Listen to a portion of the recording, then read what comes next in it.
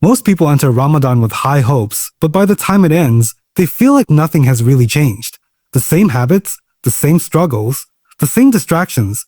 They return as if Ramadan was just a brief pause rather than a transformation. But what if I told you that Ramadan was never meant to be just a seasonal spiritual boost? What if it was designed to completely reset your soul, shift your mindset, and elevate your connection with Allah in a way that lasts beyond these 30 days? The reality is, many of us approach Ramadan the wrong way. We focus on external rituals, fasting, taraweeh, and charity, but we forget the internal transformation. The Prophet and his companions saw Ramadan as a turning point, a moment where their lives took a different path. So why doesn't that happen for most of us today? In this video, we're going to uncover the hidden secrets of a truly transformational Ramadan, the mindset shifts, the heart changes, and the life-altering lessons that can make this Ramadan unlike any other you've experienced before. Because Ramadan isn't just about hunger, it's about rewiring your soul. And if you truly understand its purpose, it will change you forever. Many of us prepare for Ramadan by focusing on fasting, long nights of prayer, and acts of worship. But have we ever stopped to think, what was the first Ramadan like for the Prophet? When the command for fasting was first revealed, the Muslims were not living in comfort. They were struggling in Mecca, facing persecution, starvation, and oppression.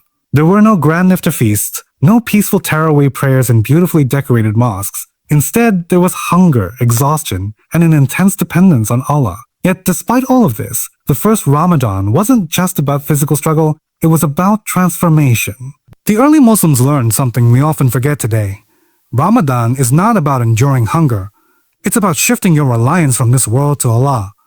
The Prophet and his companions experienced a spiritual awakening through their hardship. They discovered that true power doesn't come from wealth, food, or status. It comes from taqwa, God consciousness. And that's exactly what Allah tells us in the Quran. You who believe. Fasting has been prescribed for you, as is prescribed for those before you, so that you may attain taqwa, Surah Al-Baqarah 2, 183, the lesson. Ramadan was never meant to be just a routine. It's a training ground for your soul. It's about breaking your attachment to the world and reconnecting with the one who controls it. So, as we enter this blessed month, ask yourself, are you just fasting? Or are you transforming? For many, Ramadan has become a routine, fasting from dawn to sunset, attending Taraweeh prayers, giving charity, and then celebrating Eid. But have we ever stopped to ask, what is the true purpose of Ramadan? Most people think Ramadan is just about abstaining from food and drink. But that's only the surface. The real purpose is something deeper, more powerful, and life-changing. When Allah commanded fasting in the Quran, He didn't say, so that you may feel hunger, or so that you may experience thirst, ma'at. Instead, He said, so that you may attain taqwa. Surah Al-Baqarah 2, 183. This means Ramadan is not about starving the body. It's about feeding the soul. It's about breaking free from the addictions of the dunya, whether it's food, social media, bad habits, or even negative thoughts, and realigning your heart with Allah. Think about it. Why do we stop eating and drinking for a whole month? It's not because food is haram. It's because Allah is training us. If we can control our most basic desires for His sake, then we can also control our anger, our ego, our sins. The Prophet once said, many people who fast get nothing from their fast, except hunger and thirst. Ibn Majah, why? Because they fasted with their bodies but not with their hearts. They stayed away from food but not from gossip, lying, or arrogance. They prayed but did not truly connect with Allah. Ramadan is not a checklist, it's an opportunity. An opportunity to rewrite your destiny, to cleanse your soul, to truly transform. So ask yourself, are you just fasting or are you changing? Ramadan is not just a month of fasting, it is a mirror that reveals who you truly are. When food, drink, and daily distractions are stripped away, you are left with your bare soul. Who are you when no one is watching? What do you think about when your mind is silent? What habits do you struggle with the most? Throughout the year, it's easy to hide behind excuses. I don't have time to pray. I'll give up this sin later. I'm too busy for the Quran. But Ramadan removes all distractions. It forces you to confront yourself. When shaitan is locked away, your struggles are no longer influenced by him. They are a reflection of your own nafs, The anger, impatience, laziness, or desires you still fight with in Ramadan are not coming from outside forces. They are coming from within, Ingan. The Prophet Letafi said, "There is a piece of flesh in the body. If it is sound, the whole body is sound. If it is corrupt, the whole body is corrupt. Verily, it is the heart." Bukhari and Muslim, Ramadan is the time to look into that mirror and ask yourself, do I rush through my prayers or do I truly connect with Allah? Do I worship Allah out of love or just out of routine? Am I willing to give up my sins or do I cling to them in secret? This month is not just about hunger, it's about transformation. It's about breaking free from the illusions of dunya and becoming the best version of yourself. So when you look into the mirror of Ramadan, who do you see? And more importantly, do you want to become? Most people make dua without truly believing in its power. They whisper words, raise their hands, but deep down, a thought lingers. Will Allah really answer me? But here's what many forget. Dua is not just a request. It is an act of surrender, trust, and conviction. Look at the story of Prophet Zechariah as he was old, his wife was barren, and biologically, having a child seemed impossible. Yet he didn't let logic limit his faith. He raised his hands and said, "My Lord, do not leave me without an heir, for you are the best of inheritors." Quran 21:89. And what happened? Allah granted him Yahya, a righteous son, against all odds. The prophets will say, dua is worship. Tirmidhi. That means every time you make dua, you are actively worshipping Allah, showing that you trust Him more than your circumstances.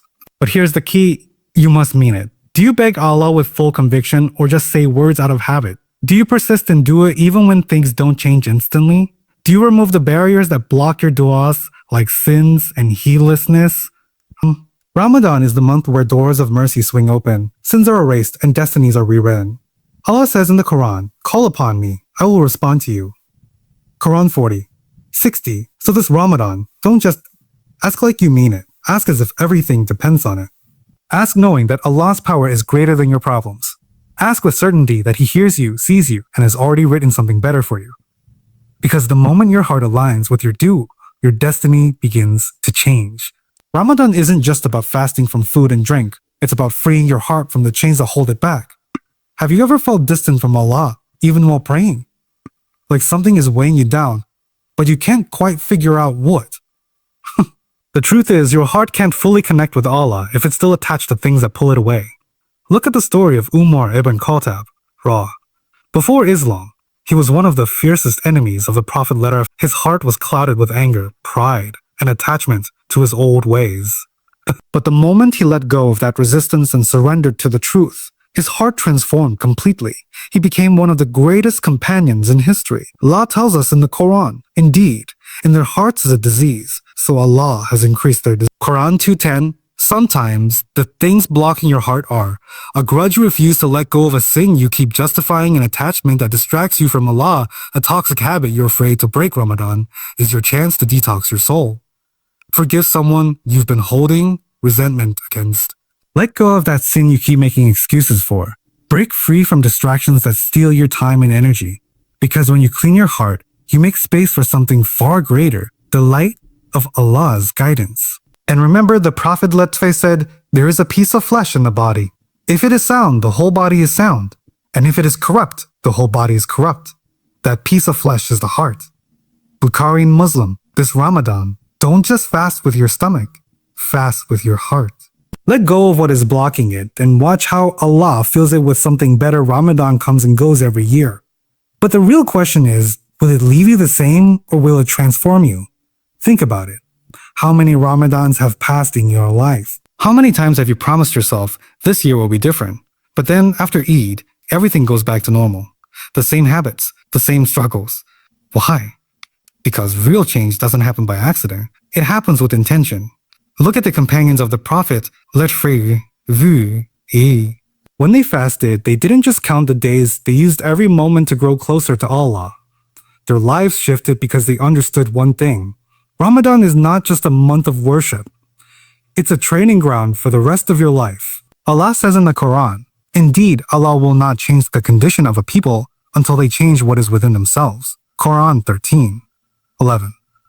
So the final question is, will this Ramadan just be another routine, or will it redefine your connection with Allah? Will you go back to your old ways, or you carry the lessons beyond Eid?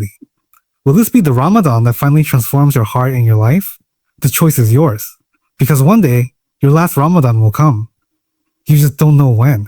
Make this one count. Make this one count.